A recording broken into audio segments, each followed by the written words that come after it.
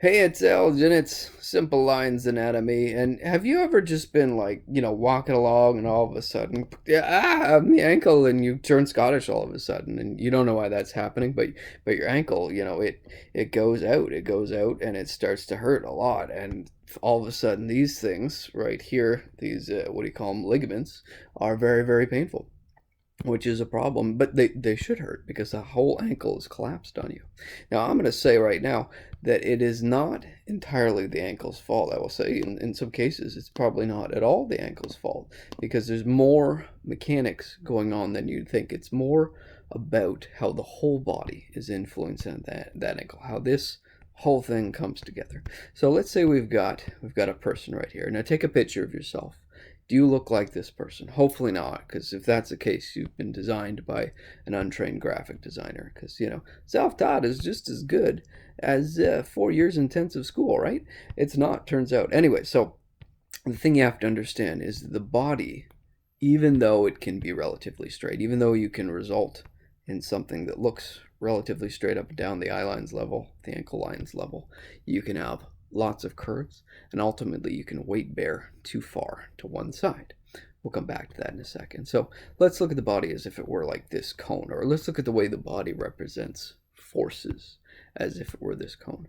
So for instance, this is nothing esoteric, by the way. Let's say you're a little more tilted forward. Some of us are, and it's okay. If you're more tilted forward, the weight of your body will press more on the front. We call that anterior loading. And so that means the body is going to put more weight on the structures in the front. More weight is going to be pressurized.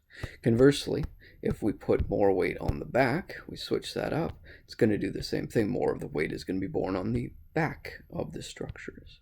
In this example, we're going to say, in fact, that more weight is borne on the side, as if the body was side shifted. This is a sagittal plane kind of thing. So the weight is more here than anything. It's more like there. And so that means the body is pushing to one side. And this doesn't seem all that important. In fact, the body is pretty good at compensating for this. But the only issue is that when we go to walk, there will be phases in that walking. There'll be phases in this movement as we roll the body through, as we go through our bigger gait cycle, as we roll our whole body over that ankle, where that ankle will be supporting the entire body's weight. Now, this is actually a range. One leg, as one leg swings through, the opposite leg will be, somewhere here on the other side going through. But this leg here, this is actually bearing the weight of the body. And that ankle is a transitional joint. It's rolling over top as you step through. So this is important to know because if it's bearing the entire weight of the body, it probably has a way in which it likes to bear it. So just to go back to our example here, the body is going to like to bear weight on the ankle. The ankle is going to like to bear weight from the body right through the middle, more or less. Now, some would argue it's a little more off to the outside edge, just talked about that, but that's cool too. But it likes a certain range of motion. It doesn't want to be too far off to the side. So going back to our square example, let's say we've got a person, they're kind of all over the place.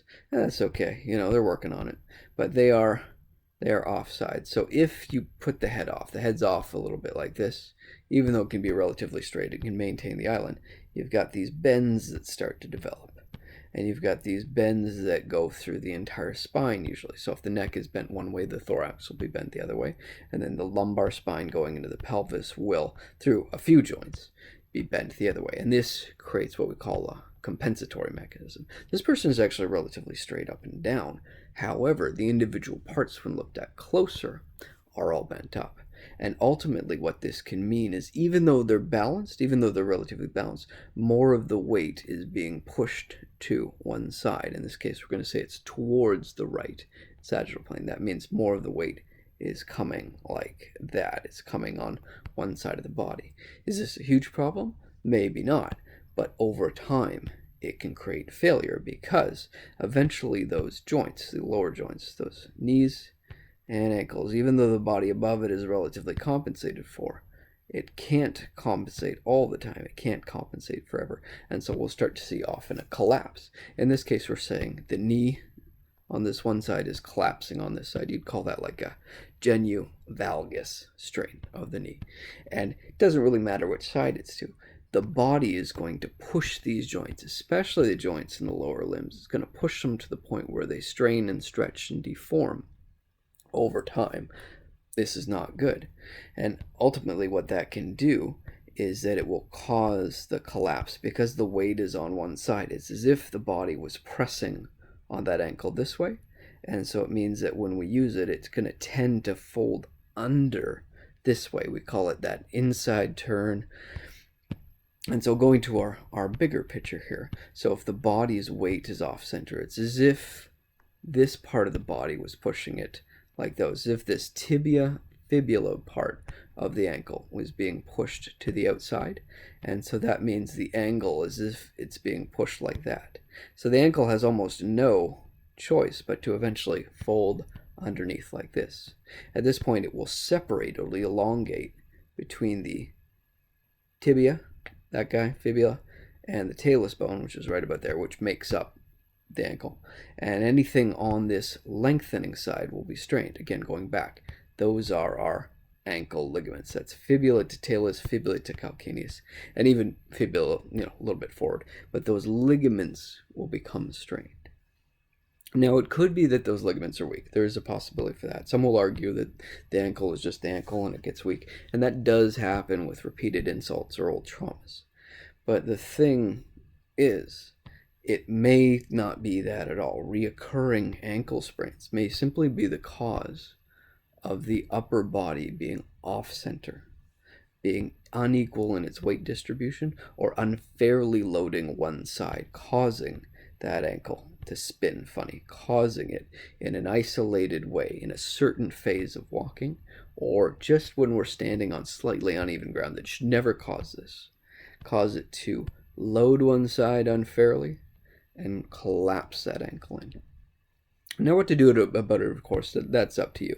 There is, of course, exercise therapy. It is a very good idea, of course, to have exercise in your life. That's just a given. You need strong muscles to help support this. You need them on the front, the back, and the sides. They should be holding on. They should support that ankle above and below. And a foot's good. You need a good foot. But the thing is, if this is in fact caused by an unequal balance of the body, you may need someone else to help you too. Not just exercise, manual therapy, whoever you want to see. But that's totally up to you. Anyways, this has been Simple Lines Anatomy. We got some social media. We got an app too. Hopefully you like that. And if you do, awesome. Thank you.